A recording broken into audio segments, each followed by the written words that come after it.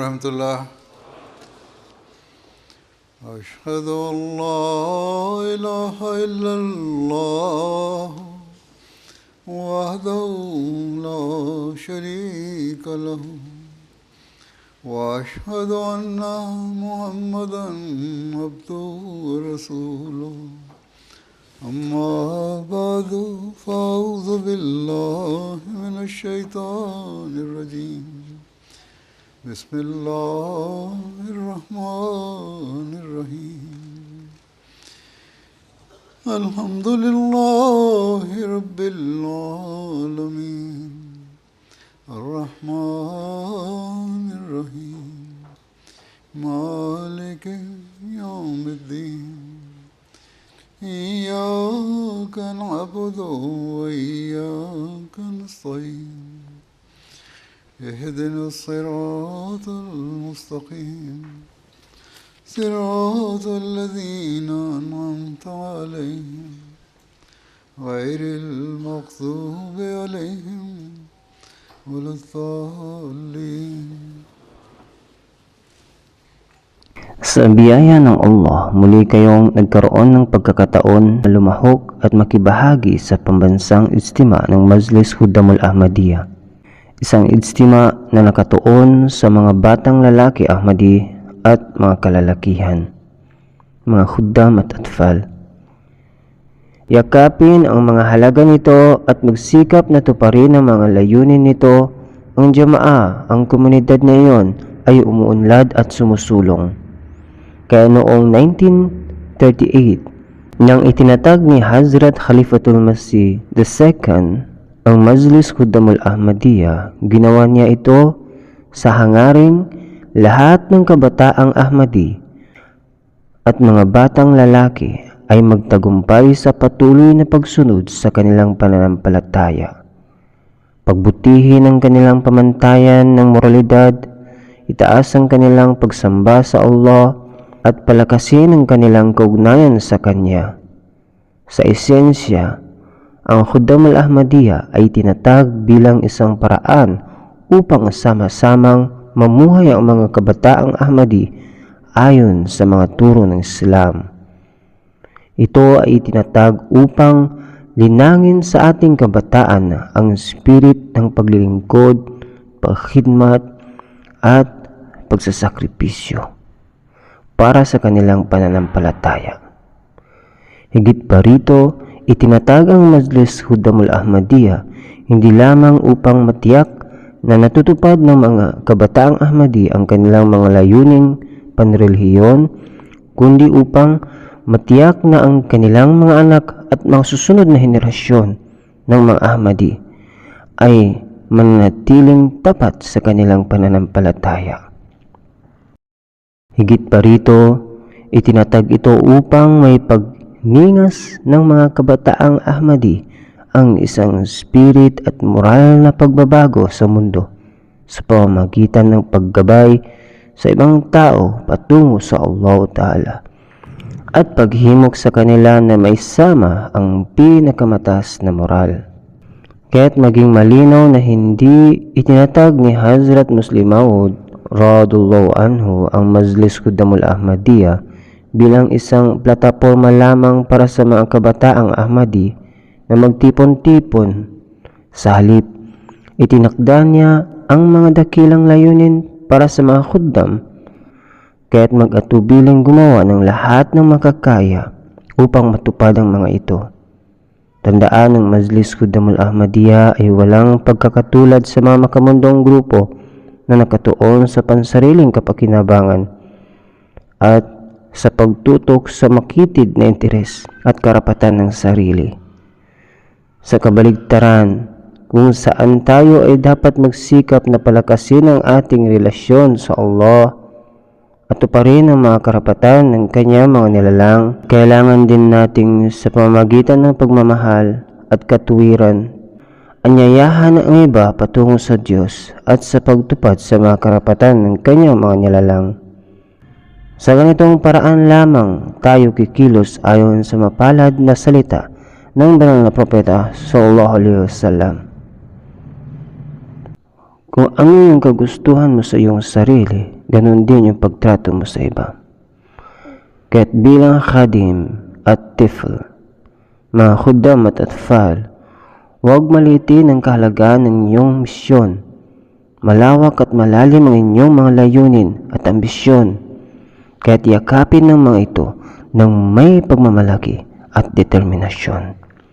Sa panahong ito, hindi lamang tayo nakakakita ng mabilis na pagbagsak sa pagsamba sa Diyos at lumalaking at lumalawak na kawalang malasakit sa relihiyon, kundi pati na rin nakakikilabot na kawalang malasakit sa pagdurusa ng mga nilikha ng Diyos, kung saan ang tulong ay pinagkakaloob sa mga nangangailangan, kung saan ang tulong ay binibigay sa mga nangangailangan. Madalas itong hinihimok ng mga pansariling motibo at ng pagnanais na tuparin ang mga interes ng kanluran sa ilalim ng balabal ng pagkakawanggawa. Ang tulong ay madalas na may mga kondisyon at ang pakikiramay ay isang kalakal na pinagpapalit para sa pampolitika at pang-ekonomiyang pakinabang. Bilang resulta, patuloy na dumarami ang mga tinig na tahasang binabatikos ang mga malalaking kapangyarihan at mga institusyong makamundo na may malalaking doble karang pamantayan.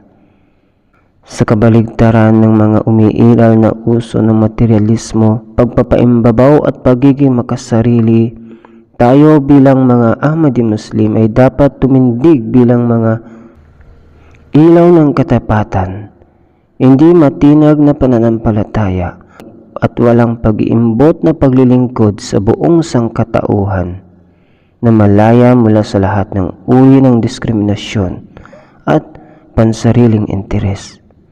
Dapat tayong magsikap na dalhin ang mga tao patungo sa mga dakilang layunin na tumutukoy sa ating tunay na layunin. Bawat membro ng jamaat ay dapat magtuon ng pansin sa layunin ito at maging handa na gawin ang bawat kinakailangang pagsisikap at sakripisyo para sa misyong ito, at maging matagumpay ka lamang kung ang bawat kilos mo ay pinamumunuan ng pagnanais na makamit ang kaluguran ng Allah. Huwag hayaang malabo ang iyong mga intensyon o paghatol ng mga makamundong hangarin o layuning material. Minsan, habang nagtatalumpati sa Majlis Khuddamul Ahmadiyya, hinimok ni Hazrat Muslim Maud radhiyallahu anhu ang Hazrat Khalifatul Masih Sani ang mga miyembro ng jamaat na magsikap anuman ang kanilang edad o estado tungo sa pagkamit ng napakahusay na antas ng kabutihan, pagiging matuwid, debosyon sa Diyos, katotohanan at katarungan. Nang ang mga hindi Ahmadi o hindi Muslim ay nagpatotoo sa nakatanging pagkatao ng mga Ahmadi, dagdag pa, itinuro niya na ang mga Ahmadi ay hindi dapat masiyahan kahit na sila mismo ay nagkaroon ng mabuting moral at pagiging matuwid. Hindi dapat masiyahan kahit na sila mismo ay nagkaroon ng mabuting moral at pagiging matuwid. Sa halip, dapat nilang sikaping magbigay inspirasyon at linangin ang mga kabutihang ito sa iba. Kaya't kung tayo bilang mga Ahmadi ay nagnanais na sumulong at tuparin ang mga layunin kung saan tayo ay sumumpa ng bayat ng Hazrat Masih Maud alayhis salam, sumakanya nawa ang kapayapaan, dapat tayong magsikap anuman ang ating edad na magdala ng malalim na pagbabago sa ating mga sarili. Dapat tayong magpangako na mamuhay ng malaya mula sa kasamaan, kawalang katarungan at panlilinlang. Kung hindi, ang ating pag-angkin na magdala ng espiritual na revolusyon sa mundo ay mauuwi sa walang laman at mababaw na mga salita.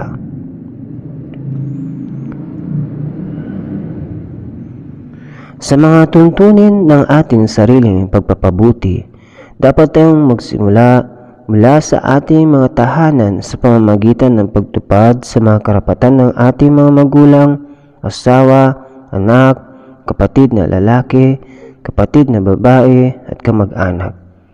Dapat nating tuparin ang mga karapatan ng ating mga kaibigan, guro at mga kasamahan, maging sila man ay ating nakatataas o nakabababa. Higit sa lahat, bawat Ahmadi ay dapat magsikap na palayain ang kanilang sarili mula sa lahat ng mga bagay na hindi kalugod-lugod sa Allah na makapangyarihan sa lahat. Halimbawa, isang malaking kasalanan na ipinagbabawal ng Allah ang pag-iisip ng masama tungkol sa iba. Mayroong malaking karunungan sa turo na ito.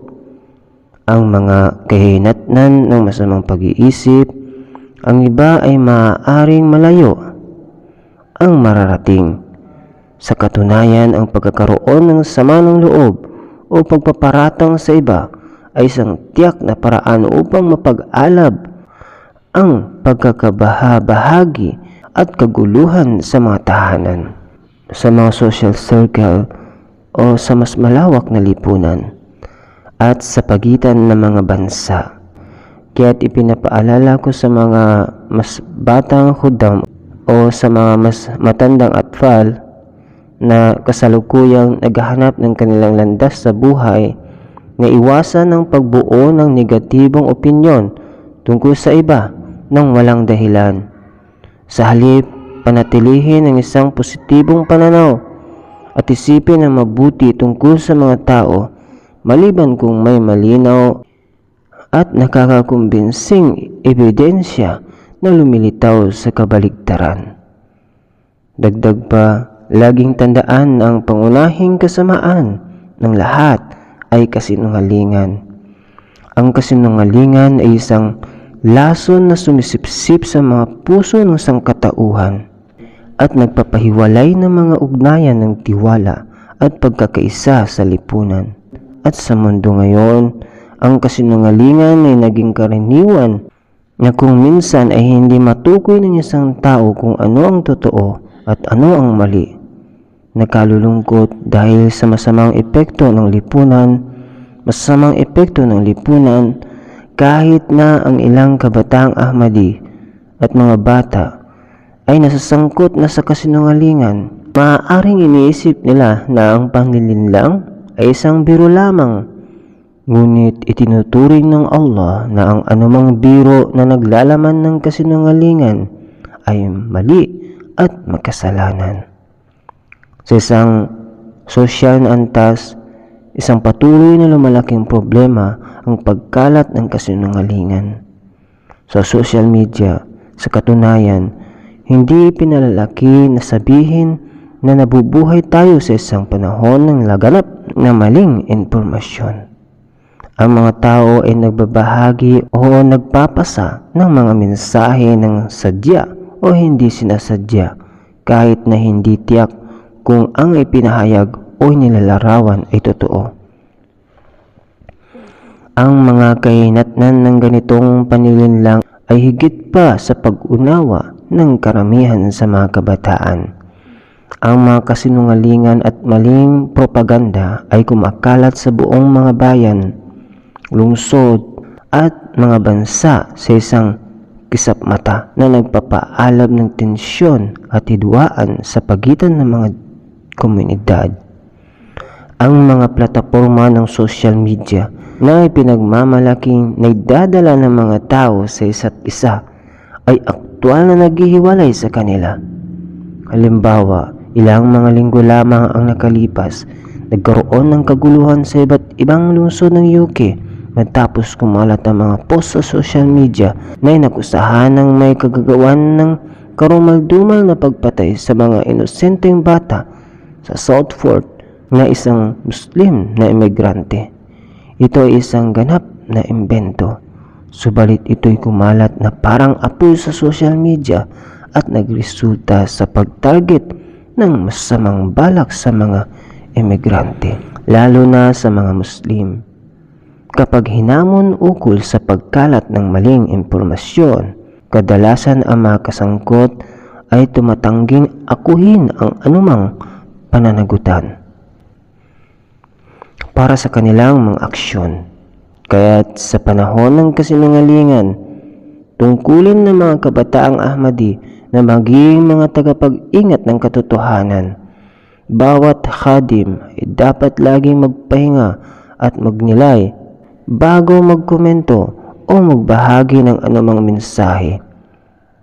Bago pindutin ang pindutan ng pagpapadala, maingat na tukuyin kung ang iyong ibinabahagi ay tumpak at makabuluhan para sa iba. Huwag magpasa ng isang mensahe o magkomento sa isang post kung may bakas na panlilinlang o kung ikaw ay nagdududa sa katotohanan nito. Anuman ang mangyari, ang isang Ahmadi ay hindi dapat magtago sa likod ng kasinungalingan. Bukod sa social media, madalas nagsisinungaling ang mga tao upang iligtas ang kanilang sarili mula sa galit o paghuhusga ng kanilang mga magulang, guro o mga nakatataas sa trabaho. Gayun din kapag ang isang mag-asawa ay nagkakahiwalay para lamang makuha ang desisyon na pabor sa kanila o upang makuha ng simpatsya mula sa iba, madalas na umusbong ang kasinungalingan mula sa isa o pareho ng mga partido. Ang mga taong ito ay hindi napagtanto na ang pagsisinungaling ay isang kasalanang may napakalaking bigat. Tunay nga, kung ang isang tao ay naniniwala sa Diyos, hindi niya matitiis ang kahit na pag-iisip pa. Hindi niya matitiis ang kahit na pag-iisip pa lang ng mga kahinatnan ng kasinungalingan, sapagkat itinuring ito ni Allah na katumbas ng syirik o pagsamba sa ibang Diyos maliban sa Kanya. Bukod dito, sinabi ng banal na propeta sallallahu alaihi wasallam na ang pagsinungaling ay tanda ng isang mapagkunwari, munafik. Sinabi ng banal na propeta sallallahu alaihi wasallam na kapag nagsalita ang isang mapagkunwari sila mga munafik, siya ay nagsisinungaling. Kapag nakikipagkasundo, nilalabag niya ang mga kasunduan nito. Kapag nangako, hindi niya tinutupad. At kapag nasangkot sa isang alitan, sa halip na gumamit ng lohika at katwiran, ang mapagkunwari sila mga munafik ay bumababa sa pagmumura at pag-abuso sa kabilang panig. Walang Ahmadi na lalaki, babae o bata ang dapat manahimik o tiisin ang pag-iisip na sila'y itinuturing bilang mga sumasamba sa Diyos-Diyosan o mga mapagkunwari sila mga munafik.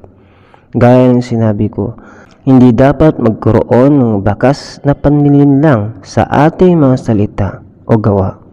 Sa halip, ang iba ay dapat magpatotoo na ang mga kabataan ng Ahmadi ay nagsasalita ng katotohanan, namumuhay ng may katotohanan at sinasabuhay ang mga katotohanan sa lahat ng oras.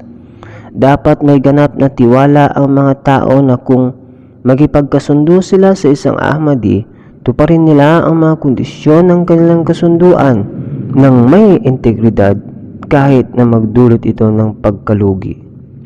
Bukod pa rito, kung makahanap ka ng sarili mo sa isang pagtatalo o argumento, huwag kailanman ibaba ang iyong moral na pamantayan sa pamagitan ng pagmumura o pag-aabuso sa kabilang tao. Sa halip, gamitin ang lohika at ebidensya upang suportahan at ipahayag ang iyong punto. Manatiling tapat sa katotohanan kahit na magdulot ito ng panandaliang pagkalugi.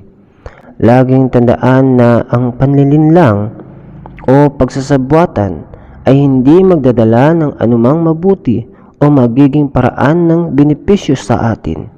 Isang araw, lahat tayo lilisan sa mundong ito at kaya dapat nating gugulin ang anumang oras na mayroon tayo sa mga gawaing kaaya-aya. kay Allah na makapangyarihan at manatili sa perpektong mga turo ng kanyang ipinagkaloob sa atin sa pamamagitan ng banal na propeta Rasulullah sallallahu alaihi wasallam. Katulad nito, ang mga magulang na Ahmadi ay dapat umiwas sa lahat ng uri ng kasinungalingan sa loob ng kanilang tahanan, kahit pa sa tingin nila'y isa itong walang halagang biro. Bilang mga magulang, dapat niyong itanim ang mga binhi ng katapatan sa inyong mga anak. Hindi niyo maaaring asahan na magsalita ng totoo ang inyong mga anak at maintindihan ang kahalagahan nito. Gayon din, laging tuparin ang inyong mga pangako sa inyong mga anak. Huwag mangako kung hindi kayo sigurado.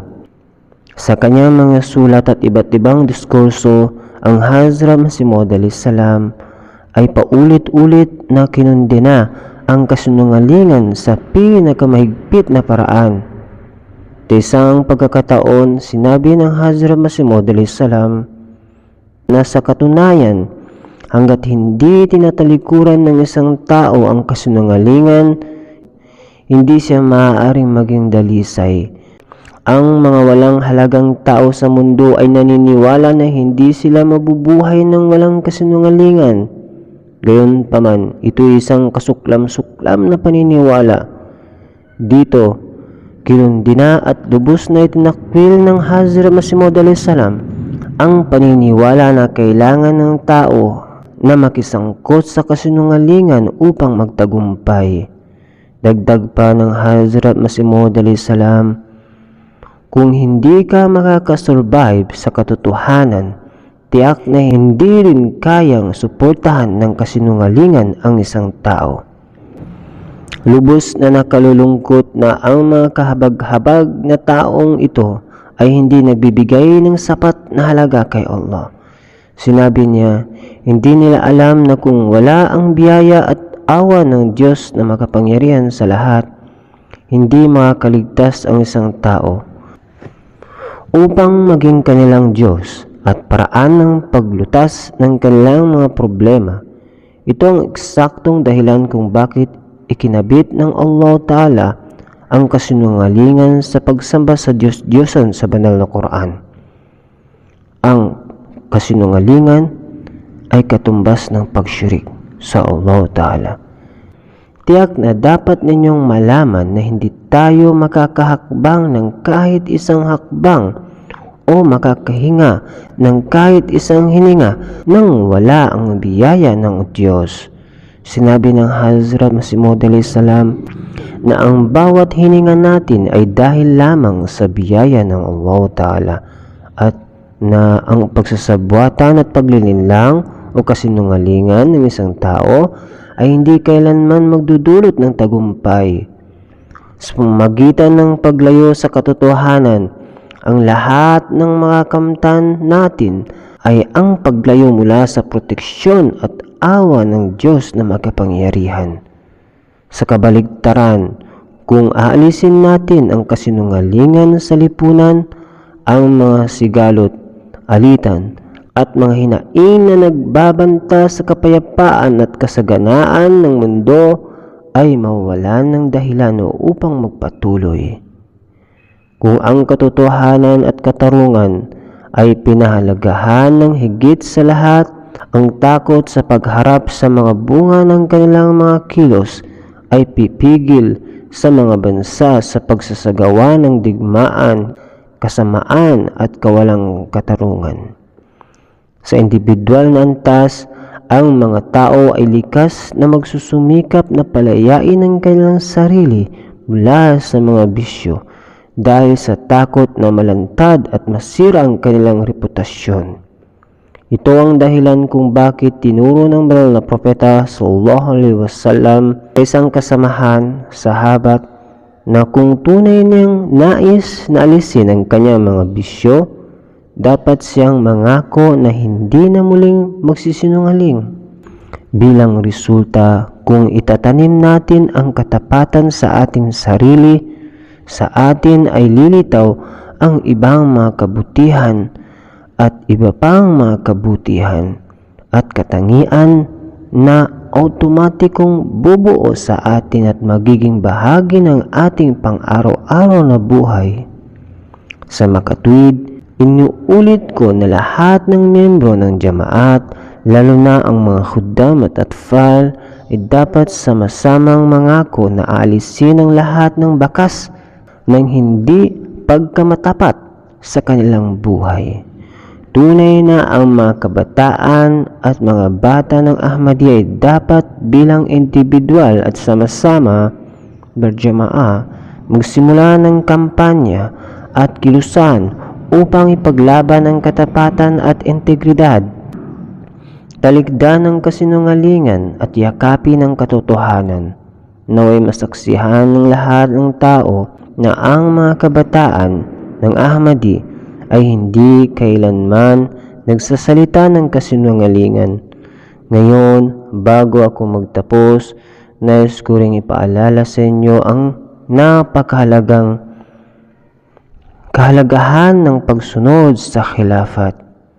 Ang inyong pangako sa inyong sinumpaan ay sundin at ganap na sundin ang anumang ma'ruf na kautusan na binigay ng Khalifat Waqti. Ano ang ma'ruf desisyon? Simple lang, ito ay ang paghatid ng mga utos ng Allah Ta'ala at ng kanyang marangal na mensahero, Rasulullah Sallallahu Alaihi Wasallam. Dahil hindi kailanman magbibigay ang khalifa ng panahon ng anumang utos o pahayag na taliwas sa mga utos ng Allah Ta'ala o ng banal na propeta Sallallahu Alaihi Wasallam. Kung sinusunod niyo ang inyong pangako ng pagsunod kabilang sa ma'ruf na mga utos ng Khalifati Waqti, ang pagbibigay ng tagubilin sa mga Ahmadi na magsagawa ng salat sa tamang oras at tuparin ang mga karapatan ng pagsamba sa Diyos na makapangyarihan na may pangunahing kahalagahan nito, kaya't paulit-ulit kong tagubilinan ang mga Ahmadi na magtuon ng pansin sa pag-aalay ng mga dasal ng may konsentrasyon at kababaang loob sa mga nakatatakdang oras. Sa kasamaang palad, ang pagdalo sa ating mga masjid at mga salat center ay hindi kasing taas ng dapat sana, kahit na marami sa mga khuddam at atfal ay nakatira malapit sa isang masjid o center at madaling makapunta para sa salat. Katulad nito, marami ang hindi gumigising upang magsagawa ng dasal sa bazaar sa tamang oras. Bawat khadim bilang isang tao at Majlis Khuddamul Ahmadiyya bilang isang organisasyon ay dapat magbigay pansin dito. Walang alinlangan kapag nagsikap kayo na tuparin ang mga karapatan ng Allah, ang inyong pag-ibig para sa Kanya ay natural na magdudulot sa inyo na tuparin ang mga karapatan ng Kanyang nilikha. Kaya't kung kayo'y masigasig sa pagsamba kay Allah na makapangyarihan, magkakaroon kayo ng pinakamataas na moralidad at hindi kailanman magiging sanhi ng kaguluhan o paglihis sa lipunan. Sa halip, magiging mahalaga at positibong papel kayo sa pagbubuklod ng mga tao sa ilalim ng bandila ng kapayapaan, pagmamahal at mutyal na paggalang. Katulad nito, nais kong iguhit ang inyong atensyon sa katotohanan na pagkatapos ng namaz ng salat, isang maikling talata ang karaniwang ibinibigay sa ating mga masjid, at sa halip na umalis agad, dapat kayong makinig ng mabuti rito. Tinitiyak nito na ang mga utos ni Allah na magapangyarihan sa lahat at ng kanyang sugo Sallallahu Alaihi Wasallam ay patuloy na maaabot ang inyong mga tenga at palalalimin ang inyong pag-unawa sa mga turo at paniniwala ng Islam. Tunay na napakahalaga na magsikap kayong palawakin ang inyong mga kaalaman sa relihiyon, dahil tanging kung kayo'y may kaalaman sa inyong paniniwala, maaari ninyong isagawa ito. Ngayon, habang papalapit ang pagtapos ng ijtima at kayo'y bumalik sa inyong mga tahanan, Hinihimok ko kayong bigyang pansin ang aking sinabi ngayon. Magnilay lalo na sa hadis kung saan itinuro ng banal na propeta sallallahu alaihi wasallam na ang pagtalikod sa kasinungalingan ay ang paraan ng pagpapalaya sa inyong sarili mula sa iba pang mga bisyo at makasalanang gawain. Katulad nito, bigyan pansin ang mga pinagpalang salita ng Hazrat Masih Maud alayhi salam na nagpayo sa kanya mga tagasunod na manatiling masigasig sa isang espiritual na jihad laban sa kasinungalingan. Laging tandaan na ang isang pamayanan o bansa na nagpapamalas ng katotohanan at integridad ay nakatakdang magtagumpay ng malaki. Sa makatuwid, kung ang mga membro ng Majlis Khudamul Ahmadiyya at Atfalul Ahmadiyya ay mahigpit na kumapit sa katotohanan, walang duda na isang dakila at walang hanggang spiritual na tagumpay ang nakalaan para sa atin. Walang alinlangan kung ipapamalas ng mga Ahmadi ang tunay na mga turo ng Islam, individual man o kolektibo. Anuman ang itapon sa atin ng ating mga kalaban, gaano man nila subukang sirain o usigin tayo, ang bawat pagsisikap nila ay magiging walang kabuluhan at tiyak na nabibigo.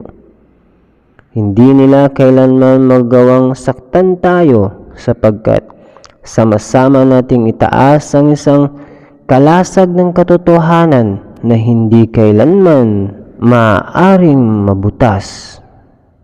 Insyaallah. Laging tandaan ng ating layunin ay higit pa sa mga salita lamang. Hindi natin matutupad ang ating mga layunin sa pamamagitan lamang ng pagbigkas ng mga tula o slogan. Sa halip, ang ating kasaganaan ay nakasalalay sa pagtitiyak ng ating mga gawa ay ganap na salamin ng mga turo ng Islam. At kaya sa wakas, ako'y nananalangin na naway ang bawat khadim at tifl ay umalis sa istima na may masigasig at nag-aalab na pagnanais na itaas ang kanilang pagsamba, palakasin ang kanilang moralidad at isabuhay ang katotohanan sa bawat aspeto ng kanilang buhay. Naway pahintulutan tayo ng Diyos na makapangyarihan sa lahat na magawa ito. May Allah the Almighty enable all of us to do so. Amen. Now join me in silent prayer.